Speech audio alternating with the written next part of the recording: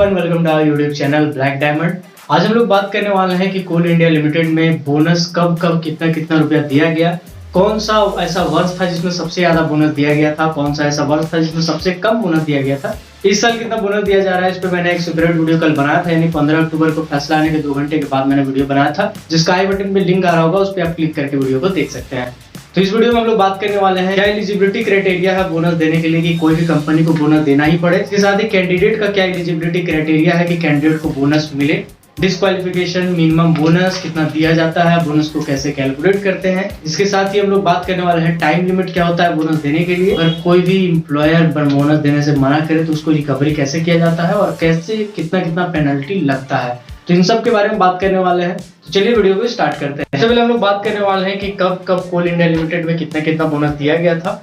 तो 2009 में 10,500 रुपया, 2010 में 17,000 रुपया, 2011 में 21,000 रुपया, 2012 में 26,000 रुपया, 2013 में 31,500, 2014 में 40,000 रुपया, 2015 में 48,500, 2016 में 54,000, 2017 में 57,000, 2018 में 60,500, 2019 में 64,700 रुपया बोनस के तौर पे दिया गया है। अब बात करते हैं कि सबसे ज्यादा बोनस कब दिया गया था। 2014 में 2013 के कंपेयर किया गया है और 2015 में 2014 से कंपेयर करके देखा गया है कि सबसे ज्यादा जो इंक्रीमेंट था बोनस में वो इन 2 वर्षों में था। सबसे कम बोनस कब मिला था, 2017 में 3,000 बोनस का इंक्रीमेंट किया गया था 2016 के मुताबिक। तो सबसे कम बोनस का इंक्रीमेंट इसी साल हुआ था। अब बात करेंगे कि क्या एलिजिबिलिटी होता है किसी भी कंपनी का कि वो बोनस दे। तो जिस कंपनी में 20 वर्कर या 20 वर्कर से ज्यादा है उस कंपनी में या उस फैक्ट्री को बोनस देना पड़ता है अपने एम्प्लॉयज को, जिसमें कुछ सेक्टर को छोड़ दें क्योंकि कुछ सेक्टर में बोनस जो है वो एलिजिबल नहीं होता। बोनस देने के लिए एक्ट बनाया गया है, the payment of bonus act 1965, उसी के हिसाब से बोनस कैलकुलेट किया जाता है, बोनस दिया जाता है। बात करते हैं कि कौन कौन सी कंपनीज है, कौन कौन से ऐसे सेक्टर्स है जिनमें बोनस नहीं दिया जाता है। तो वो है LIC, इसके साथ ही यूनिवर्सिटी और जो भी एजुकेशनल इंस्टीट्यूट है, जो भी वेलफेयर इंस्टीट्यूट है, उसके साथ ही हॉस्पिटल, इन जगहों में बोनस एलिजिबल नहीं है, यानी कि the payment of bonus act 1965 लागू नहीं होता है। तो ये कंपनी चाहे, ये सेक्टर चाहे तो अपने एम्प्लॉयज को बोनस दे सकती है, लेकिन उस पर कोई दबाव नहीं है। अब बात करते हैं डिस्क्वालिफिकेशन की। डिस्क्वालिफिकेशन का मतलब है एम्प्लॉयर यानी कि जो कंपनी है वो किसको चाहेगी तो बोनस नहीं दे सकती है। तो वो एम्प्लॉय जिन्होंने कोई फ्रॉड किया है या उसका वायलेंट बिहेवियर दिखाया गया है कंपनी को, या फिर उनके चलते कंपनी को कोई नुकसान हुआ, तो कंपनी अपनी उस नुकसान की भरपाई करने के लिए उसका बोनस काट सकता है या पूरा का पूरा बोनस रोक सकता है। अब बात करते हैं कि कोई भी कंपनी कब एलिजिबल होती है कि वो उसको बोनस देना पड़ेगा। तो जिस कंपनी में या फैक्ट्री में 20 वर्कर या 20 वर्कर से ज्यादा काम करते हैं उस कंपनी को बोनस देना पड़ेगा, या फिर सेंट्रल गवर्नमेंट नोटिफिकेशन निकाल के गैजेट में जिस भी कंपनी को कह सकती है उसको बोनस देना पड़ेगा। बोनस के लिए कौन से एम्प्लॉय एलिजिबल होते हैं, तो जिन्होंने पिछले फाइनेंशियल ईयर में कम से कम 30 दिन का अटेंडेंस पूरा किया हो वो एलिजिबल होंगे। उसके साथ ही जिनकी सैलरी मासिक 3500 रुपया से ज्यादा है वो एलिजिबल होंगे, बोनस एक्ट के दायरे में आएंगे। करते हैं मिनिमम बोनस एक्ट जो कि सेक्शन 10 में आता है। तो मिनिमम जो बोनस है वो कितना एम्प्लॉयज को दिया जाएगा। तो जो मिनिमम बोनस है किसी भी एम्प्लॉयज को देने के लिए एम्प्लॉयर के तौर पे वो है 8.33%। इसको सबसे पहले मैं क्लियर करता हूँ आपको।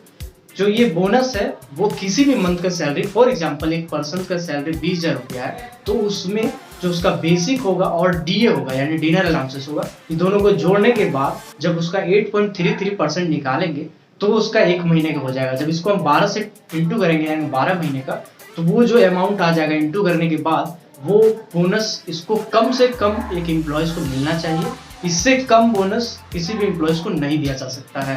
अप टू 20% तक दिया जा सकता है, बट 8.33% से कम बोनस नहीं दिया जा सकता है। बात करते हैं कि बोनस आखिर कब दिया जाता है। तो फाइनेंशियल ईयर का एंड से 8 मंथ, यानी कि मान के चलते हैं कोल इंडिया लिमिटेड में फाइनेंशियल ईयर मार्च में एंड होता है, तो अप्रैल, मई, जून, जुलाई, अगस्त, सितंबर, अक्टूबर, नवंबर, यानी नवंबर तक उसको बोनस यानी कंपनीज को एम्प्लॉयज को बोनस देना पड़ेगा।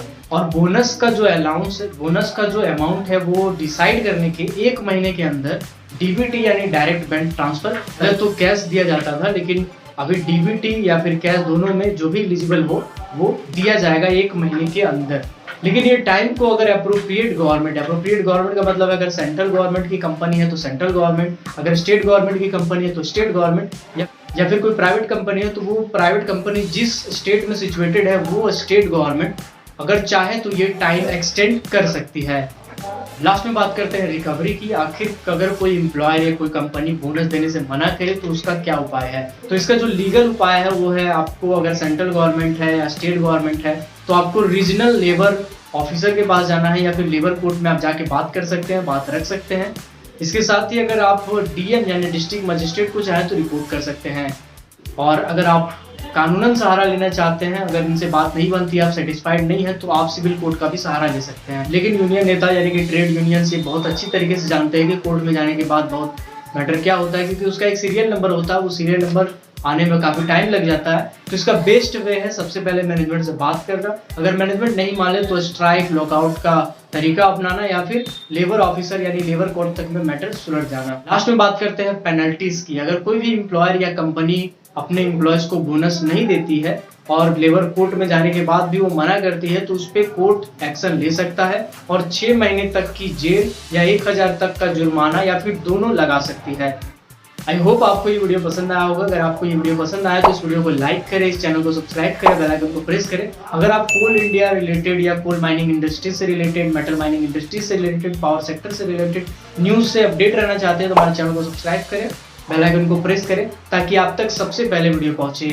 Keep watching, keep supporting, till then जय हिंद।